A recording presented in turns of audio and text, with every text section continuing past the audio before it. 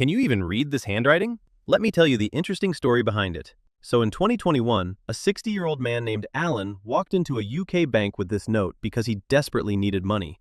I mean, I feel like I desperately need like 10 to 15 crores every single day too, so relatable. Anyway, this guy hands the note to the cashier sitting there.